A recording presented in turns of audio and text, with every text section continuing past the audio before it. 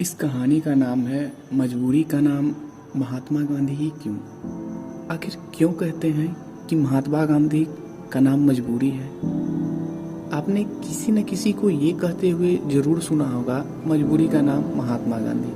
आज मैं आपको 5 कारण बताऊंगा जिसके चलते महात्मा गांधी को मजबूरी का नाम महात्मा गांधी कहा जाता है, जिनके कहने पर चली थी आज़ादी की आंधी। फिर क्यों कहते हैं मजबूरी का नाम महात्मा गांधी। साउथ अफ्रीका की कहानी है। एक गुजराती बिजनेसमैन हुआ करते थे जिनका नाम था दादा अब्दुल्ला। ये बात 1905-1906 की है। दादा अब्दुल्ला साउथ अफ्रीका में बहुत परेशान थे। भारत में गांधी को बिजनेस नहीं मिल रहा था। गांधी का हालत भारत में बहुत ही खराब था। फिर दादा अब्दुल्ला ने गांधी से कहा कि आप साउथ अफ्रीका आ जाओ, मेरा केस लड़ो।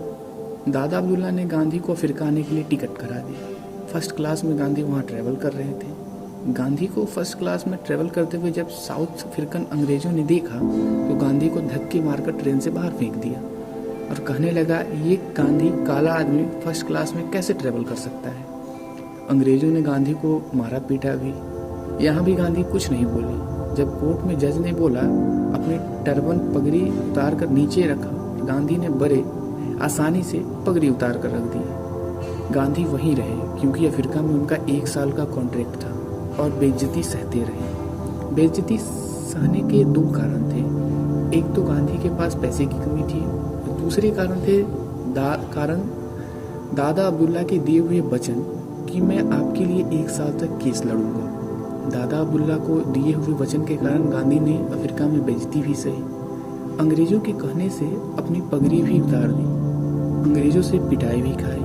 अपने दिए हुए वचन के कारण गांधी अफ्रीका में बहुत कुछ सहने को मजबूर थे, पर यह भी कारण था जिसके चलते गांधी को मजबूरी का नाम महात्मा गांधी कहा जाता है। मजबूरी का नाम महात्मा गांधी क्यों कहते हैं?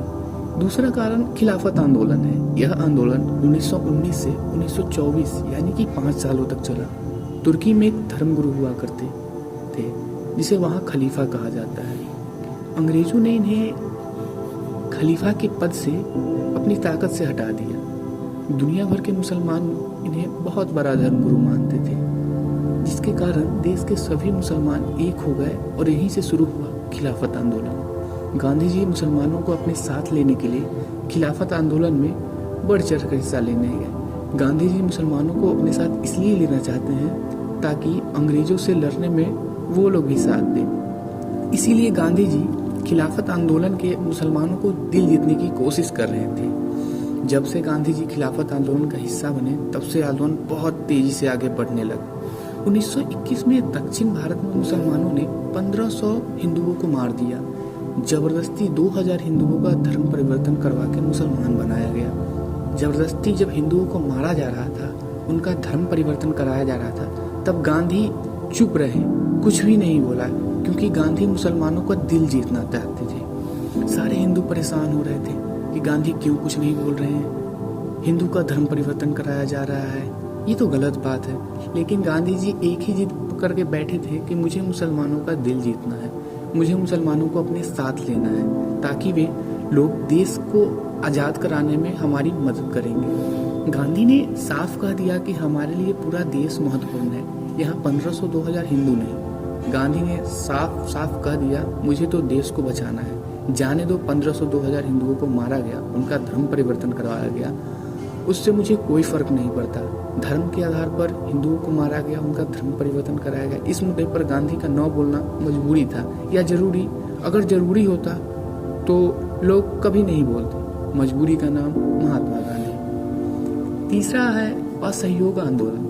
1920 के बाद गांधी ने असहयोग आंदोलन शुरू किया। इस आंदोलन का उद्देश्य था अंग्रेजों को मदद मत करो, अंग्रेज हमारे देश में पैसा कमाने आए थे, इनका पैसा खत्म कर दो, खुद चले जाएंगे। सब कपड़ा खुद से बनाओ, अपना स्कूल खोलो।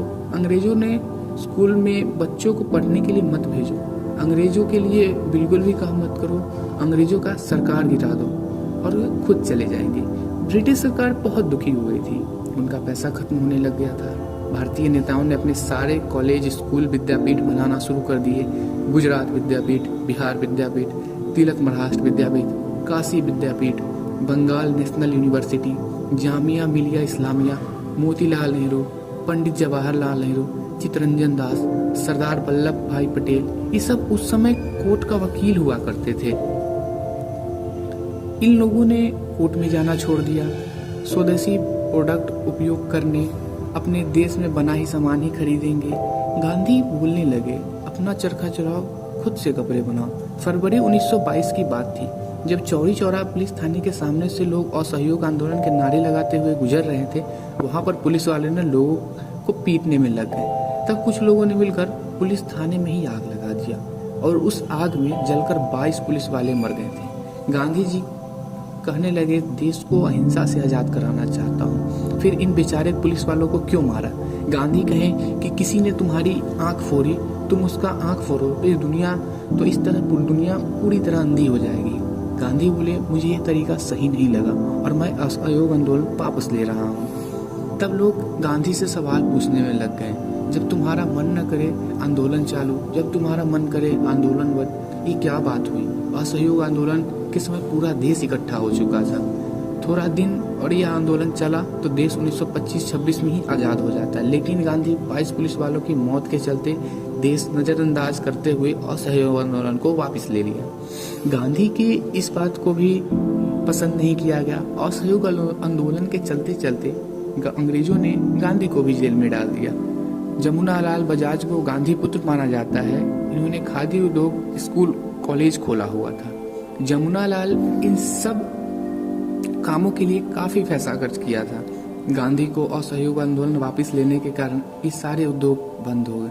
जमुना गांधी को बहुत बोले कि आपने बहुत गलत किया, असहयोग आंदोलन वापस लेकर। भगत सिंह अपने टीम के साथ गांधी जी का असहयोग आंदोलन में मदद करना चाहते थे। भगत सिंह असहयोग आंदोलन से जुड़ चुके थे। उस समय गांधी और भगत सिंह एक साथ ही हुआ करते थे। जब गांधी असहयोग आंदोलन वापस लिया तो इन लोगों का विश्वास गांधी से खत्म हो गया। आजादी के इतने नजदीक आकर आंदोलन वापस लेना, क्या यह बुद्धिमानी है? अब आप लोग कमेंट बॉक्स में बताइए, गांधी ने आंदोलन वापस लिया तो क्या उनकी ये मजबूरी थी या जरूरी? गांधी ने आंदोलन वापस लेकर क्या सही किया या गलत? अंग्रेजों ने नमक पर 2400% टैक्स बढ़ा दिए। गांधी बोले, नमक तो प्राकृतिक दे रहे हैं, तुम क्यों 24% से नमक को 2400% लेकर गए? गांधी बोले, हम अपना नमक खुद बना सकते हैं। दांडी मार्च पर चलने के लिए गांधी ने खुद 79 वॉलंटियर चुने थे। गांधी जी ने साफ कह दिया था, पक्का नहीं कि दांडी मार्च से जिंदा वापस लौटेंगे, क्योंकि रास्ते में अंग्रेज तुम्हें मारने पीटने बहुत दर्द होगा। अगर ये सब तैयार हो तो चलो मेरे साथ। 79 लोगों ने मान लिया कि हम मरने को भी तैयार हैं और लोग गांधी के साथ पिटने के लिए चल पड़े। दांडी मार्च 12 मार्च 1930 को शुरू हुआ था और लगातार 5 अप्रैल तक चली, क्योंकि उन लोगों को ओ टैक्स हटाना था। 358 किलोमीटर के गांधी मार्च में वे लोग चलते चले गए। गांधी ने रास्ते में अंग्रेजों से खुद भी पिटाई खाई, उनके साथ जो 79 लोग थे उन्हें भी पिटवाई।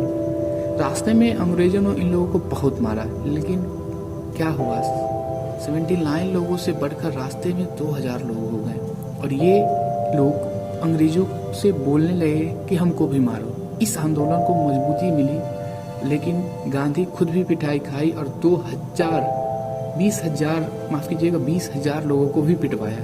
आपको क्या लगता है, गांधी को इस तरह से पिटाई खाने वाले लोगों को भी पिटवाया, ये गांधी की मजबूरी थी? इस विचार का भी राय हमें कमेंट बॉक्स में दे सकते हैं। ये कहानी सुनने के लिए बहुत बहुत धन्यवाद।